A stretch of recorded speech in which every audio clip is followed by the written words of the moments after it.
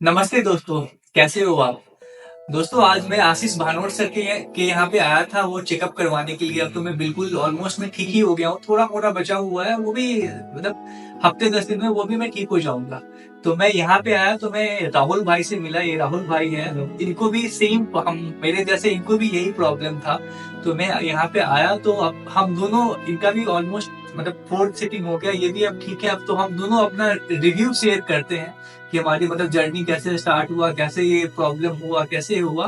मैं सब चीज आपको एक एक चीज बताऊंगा। ये तो दोस्तों, इस वीडियो में मैं 4 चीज बताऊंगा कि मैं पहले सबसे पहले कहाँ गया, ये प्रॉब्लम कब स्टार्ट हुआ, फिर मैं कहाँ कहाँ भटका, फिर कैसे दूसरी जगह सर्जरी करवा लिया, फाइनली यहाँ पे सर्जरी कराया। तो मैं एक एक चीज, मैं और ये राहुल भाई हैं, सब चीज आपको बताएंगे।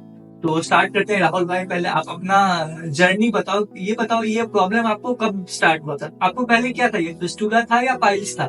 मेरे को शुरू में तो पता भी नहीं चला था कुछ हो भी रहा है। बस बैठता था मैं, थोड़ी डिस्कम्फर्ट होता था। अच्छा। तो थोड़ा पानी वानी आता था तो मैंने इग्नोर कर दिया था। अच्छा। मैं उस टाइम प्रिपरेशन कर रहा था अपने एग्जाम्स की, तो मैंने उस टाइम इतना ध्यान नहीं दिया। देन थोड़े दिन बाद वो कुछ भी थोड़ी ज्यादा ही डिस्कम्फर्ट में चेंज हो गई। अच्छा। देन उसके बाद मैंने थोड़ा ध्यान दिया, तब वहाँ से हल्का सा ब्लड दिखा मुझे। ओहो।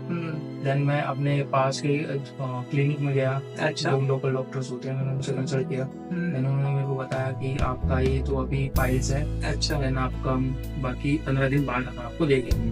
ओके। देन उसके बाद मैंने अपने मामा जी हैं मेरे, तो मैंने उनसे कंसल्ट किया। थोड़ा उन्होंने मेरे को बोला आप एक बार गवर्नमेंट हॉस्पिटल में जाके चेक कीजिए। अच्छा। इनके चक्कर में रहने के लिए जो लोकल में आके, क्योंकि उनका ज़्यादा क्वालिफिकेशन है नहीं।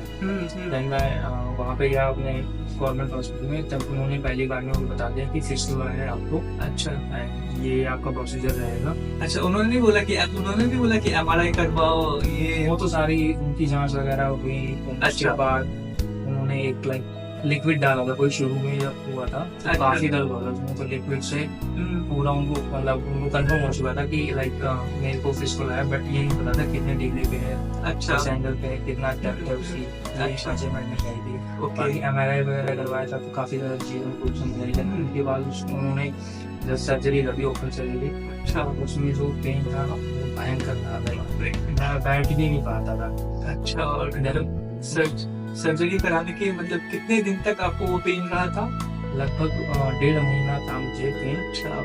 एंड जैसे सर्जरी हुई आज तो ठीक था, कुछ दिक्कत नहीं हुई। मैं स्टूल पास करके आया, फिर से ब्लडिंग शुरू हो गई। अच्छा। थोड़ा 1.5 महीने तक ये पूरी साइकिल रिपीट होती रही। मैं चाहता था ब्लडिंग आती रही, मैं थोड़ा सांप वगैरह करके मैं फिर बैठता था। बैठ तो मैं 5 मिनट ही पाता था, मैं खाना खा रहा था।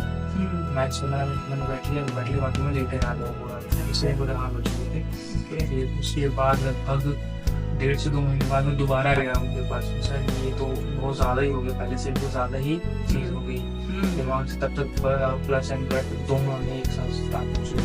अच्छा। डिस्चार्ज करके आता था, अपना स्कूल पास करता था। तब जो हमारी वो होती है सीट होती है, उसमें तो दोनों ही करना लगभग कि बहुत भयंकर हाल हो चुका था। ओके। देन उसके बाद काफ़ी डिस्कम्फर्ट पड़ता चला गया। उसके बाद ये पूरी जर्नी में लगभग 8 से 9 महीने हो चुके थे। अच्छा। ये 2019-20 जब कोविड नया मतलब आने वाला आने वाला था।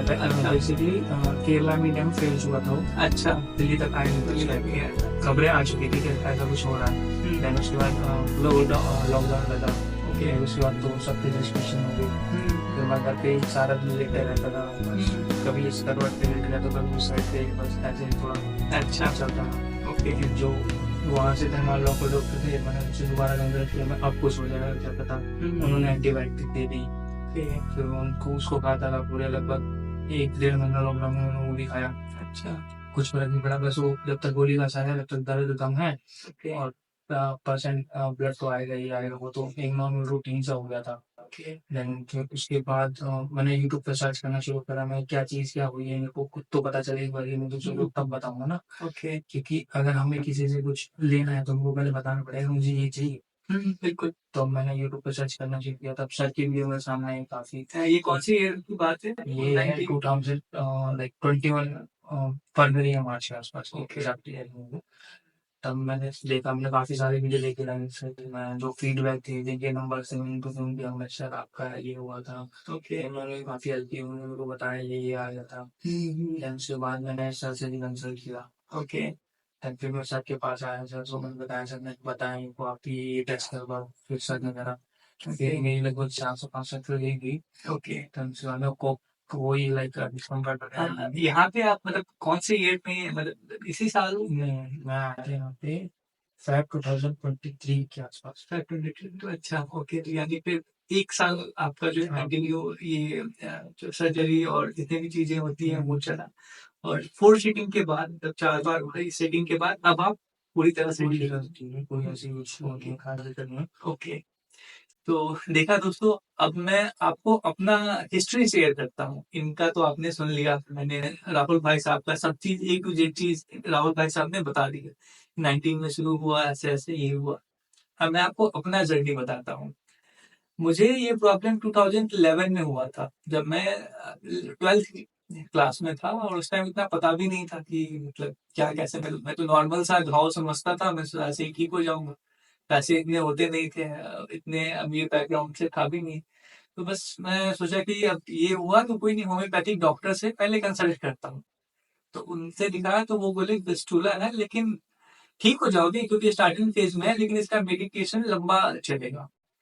तो करीबन 1 साल 1.5 साल खाया। जब तक खाता था तब तक वो बस कुछ दिन आता था, फिर बंद हो जाता था। मतलब ये 1.5 साल तक चलता रहा।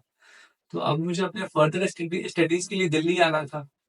तो फिर मैं उनका दवा मतलब 6 मंथ के लिए ले जाता था, खाता था, और फिर मतलब फोन के थ्रू और कोरियर के थ्रू अपना उनसे दवा मंगवा लिया, तो मतलब आराम रहता था। फिर जब मैं सोचा कि अब मतलब आराम ही है, तो फिर अब मैं सोचा कि सर्जरी करवा दूं। तो अब घर के आसपास से जितने भी लोगों से रिव्यू लेता था, उस टाइम इतना इंटरनेट वगैरह इतना ज्यादा नहीं था, तो अब रिव्यू लेता था, सब यही बोलते थे कि इसका सर्जरी मत करो, दोबारा हो जाता है, क्यों करवाओगे, दोबारा हो जाता है, इससे अच्छा झेल, मतलब जो है उसको झेल लो। ये कराने के बाद भी वही प्रॉब्लम होगा तो पैसे भी वेस्ट होंगे, और दर्द भी होगा, और साल मतलब पढ़ाई लिखाई करते हो तो वो भी 1 साल पीछे हो जाओगे। तो मैं झेलता गया।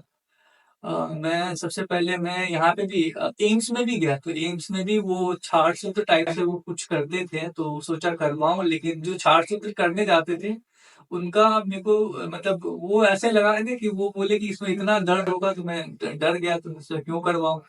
फिर छोड़ दिया। तो पहले मेरे को एक फिस्टुला था, फिर ये मेरे को आई गेस 2022 में 2022 में ये 1 से 2 हो गया। तो मैं थोड़ा सा और डर गया उस टाइम, थोड़ा सा 2011 में और 2022 में टोटल 10 साल हो गए थे। मैं थोड़ा सा बड़ा हो, मतलब जो मतलब जॉब वॉब करने लग गया था, पैसे की उतनी दिक्कत थी नहीं, और इंश्योरेंस भी था। तो मैं सोचा क्यों नहीं इसका पहले सर्जरी करवा लूं। सर्जरी से जब इतने लोगों का ठीक भी हुआ, ऐसा बात तो नहीं है, कम से कम सर्जरी कराने के 10 साल तक भी अगर मुझे नहीं हुआ, 10 साल के बाद हुआ तो देखा जाएगा, क्योंकि अभी 1 से 2 हुआ, कल 2 से 4 भी हो सकता है। तो फिर मैंने पता किया कहाँ कहाँ करवाऊं, तो मुझे किसी ने सजेस्ट किया कि मैक्स हॉस्पिटल अच्छा है, किसी ने करवाया था वहां पे, तो आप वहां पे करवा लो। तो उनसे मैंने रिव्यू लिया, बोले हाँ ठीक है। तो फिर वहां पे गया करवाने के लिए, डॉक्टर साहब मिले, तो डॉक्टर साहब बोले हाँ अरे ठीक हो जाओगे, कोई दिक्कत नहीं है, लेकिन सर्जरी से ही होगा, और सर्जरी में मैं 3-4 तरीके का सर्जरी यूज करता हूँ, तो मैं सब करूंगा और ठीक हो जाओ। कई लोग आते हैं ठीक मतलब हो जाओ। ठीक है। जब हो जाऊं तो मैंने उसी टाइम मैंने आशीष मतलब यहाँ का भी मैंने पता किया था, आशीष सर का भी मैंने पता किया था, लेकिन जितने लोगों से भी कॉल करके पूछता था, वो बोलते थे किसी का 3 ऑपरेशन हुआ, किसी का 4 हुआ है। अब मैं डर जाता था कि यार मैं जॉब वाला इंसान हूँ, इतना छुट्टी मिलेगा नहीं, 3 बार 4 बार सर्जरी में 5-6 महीने लग जाएंगे। तो इससे बचने के लिए अब मेरी क्या किस्मत खराब थी कि अब जब जो होना होता है वो होता ही है। मैंने मैक्स में करवा लिया सर्जरी, और मैक्स में सर्जरी कराने के बाद 2 जगह उन्होंने इतना इतना मतलब करीबन इतना कट कर दिया था, उन्होंने इतना डीप कट कर दिया था। और कट करने के बाद एक तो उसके बाद जो ड्रेसिंग के टाइम में वो इतना अंदर तक ड्रेसिंग मतलब गॉज पीस डालते थे, इतना पेन होता था कि मतलब 2 महीने में कंटिन्यूअसली बेड पे रहा था। और मैं वेजिटेरियन हूँ, और डॉक्टर साहब ने बोल दिया कि अंडा वंडा खाना शुरू कर दो, नहीं तो जल्दी भरेगा नहीं। तो मैंने बोला कि मैं मेरे को हो जाए दोबारा हो मजबूर मिलती, मैं वेजिटेरियन ही रहूँ, अंडा नहीं खाऊंगा। फिर करते करते 2-3 महीने के बाद फिर इसके हल्के हल्के सर्जरी कराने के 2-3 महीने के बाद ही थोड़े थोड़े सिम्टम्स इसके आने शुरू हो गए थे। अब मैं उनके पास जाता था तो वो बोलते हैं कि ठीक हो जाओगे ठीक हो जाओगे, ऐसे करते करते 6 महीने उन्होंने टाला। तो मैंने भी बोला कि अब सर्जरी हो ही गया, अंदर तक पूरा ये हो ही गया, तो अब क्या डरना है। लेकिन मेरे को हल्के हल्के बस आने, उस टाइम के सिम्टम्स आने शुरू हो गए। तो फिर 2023 की ये बात है, मैंने सर्जरी करवा ली। 2023 में मैंने सर्जरी करवाया था। एक साल के जस्ट बाद 2000 अप्रैल, इसी साल अप्रैल 2024 में मुझे फिर से सेम सिम्टम्स, इतना बड़ा वो पस बन गया, मतलब पस बन ऊपर से बढ़ गया और पस आने लगा फिर से ज्यादा, और जो वॉशरूम का एरिया है वहां पे इतना सूज गया। तो मैंने सोचा नहीं, अब नहीं ये करूंगा वहां, मतलब मैं तो ये मैक्स यहाँ पे जो साकेत में है वहां तो नहीं जाऊंगा। अब मैंने सोचा कि जितना स्वेटिंग लगे जो लगे, मैं आशीष सर के यहाँ पे पास आया, वो चेक किया, वो बोले कि नहीं आपको फिस्टुला फिर से रिकर कर गया है, आप फिर से एमआरआई करवाओ, एमआरआई में सब चीज क्लियर हो जाएगा। तो मैंने एमआरआई करवाया अप्रैल में, अप्रैल 2024 में, और अप्रैल से अभी सितंबर है, सितंबर 15 मेरी 3 सीटिंग हुई। मतलब डॉक्टर ने बोला था 4 या 5 सीटिंग लग सकता है, लेकिन उतनी की रिक्वायर्ड भगवान के दया से नहीं पड़ी, मैं पहले ही हील हो गया। अब जो है ऊपर से पता भी नहीं चलता है कि मतलब सर्जरी हुआ भी है। तो दोस्तों मैं शॉर्ट में मैं मैक्स को और यहाँ को अब मैं कंपेयर करना चाहता हूँ कि कैसे कैसे हुआ था। तो मैक्स में सर्जरी कराने के 2 महीने के बाद ही सिम्टम्स इसके आने शुरू हो गए। बट यहाँ पे मैं मतलब 3 सीटिंग अभी मेरे को, मैं लास्ट सीटिंग मेरा 2 महीने पहले हुआ था, 2 ढाई महीने पहले हुआ था, और इसका जड़ निकल चुका है। अब मेरे को बिल्कुल भी ऊपर से मतलब पता भी नहीं चलता, और कोई पस वस कुछ भी नहीं आता है।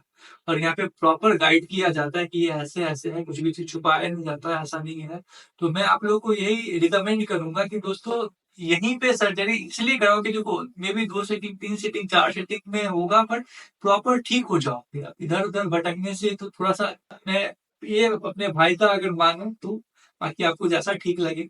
और भी अब मैंने भी सर्जरी कराने से कई लोगों से पूछा था, और अभी तक आप ये डॉक्टर आशीष पानोर सर का जो चैनल है आप उस पर पता करना, और 4 4 साल पहले जिसने सर्जरी कराया है उससे आप फोन से बात करके रिव्यू करना यार। इस चैनल, सर के चैनल का अच्छी बात ये है कि ये जो भी लोग पेशेंट सर्जरी करवाते हैं उसका वो नंबर देते हैं कि आप उनसे फीडबैक ले लो फिर आओ। इतने दूसरे हॉस्पिटल में कोई नहीं करता आज की डेट में। तो यही है दोस्तों। अगर आपको, मैं भी एक यूट्यूबर हूँ, अगर मेरे से भी आपको कुछ भी पूछना है तो मैं इंस्टाग्राम का लिंक दे देता हूँ, आप मेरे से इंस्टाग्राम पे कनेक्ट करके जो भी चीज पूछना आप पूछो, मैं आपका पूरा मदद करूंगा।